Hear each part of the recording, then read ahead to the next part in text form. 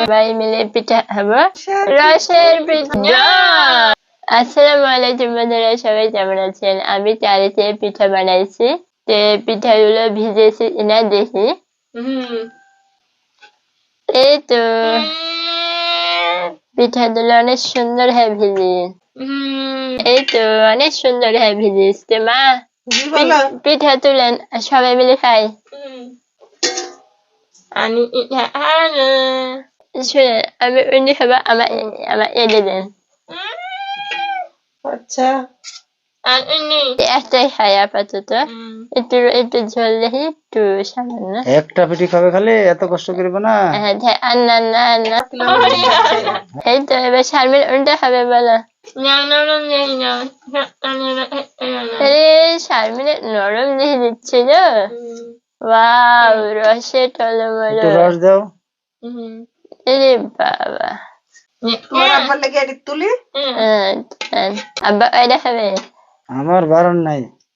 না না না, এই তো আব্বার জন্য তুলে হলো, মায়ের জন্য তুললেন। রস হয়েছে মিষ্টি ঝোলের মতন, একদম গাঢ়। হ্যাঁ, এভাবেই খেতে হয় পিঠা। এই তো এটা মায়ের জন্য। এই তো রসলেন।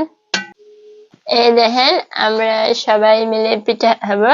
এগুলো হচ্ছে, এই দেখেন আমি একটা নিয়েছি, শারমিনা একটা নিয়েছে, মা দুইটা নিয়েছে, আর আব্বা তিনটা নিয়েছে। এই দেখেন এসব পিঠার নাম কি শারমিন? খাজা পিঠা। খাজা পিঠা। তে রস দেখেন কি গাঢ় রস, একদম সেই খেতে মজা। এই দেখেন পিঠাগুলো দেখতেও সুন্দর, খেতেও সুন্দর। এই তো সবাই মিলে আমরা হাত ধুচ্ছি।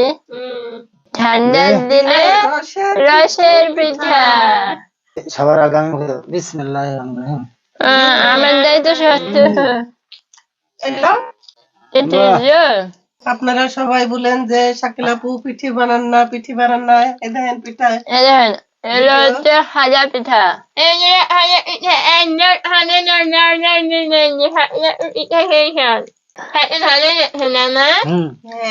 মানে মিষ্টি, এত মিষ্টি এত মিষ্টি।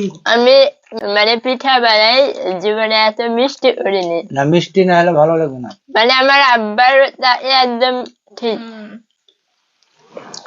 আল্লাহ নিয়ামত দাও, এখন জিনিসের এখন স্বাদ। আল্লাহ কাছে লাখ লাখ শুকরিয়া। আমিও তো মিষ্টি খেতে পারিনি। মিষ্টি না অন্য কিছু খেতে পারবেন না? অন্য কিছু পারবো তো, অত না। আব্বার সময় পারবেন না। আমি হন এ বাড়ির ডন।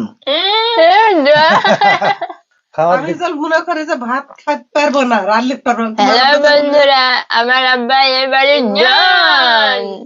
কারণ কোন দিক দিয়ে ডন, আমরা খাওয়ার দিক দিয়ে আমার সাথে পারবে না। এই বাড়ির শীতের পিঠা বানানি হয়েছিল না, আজ প্রথম বানালাম, কালকে বানাই নিয়ে হয়েছে।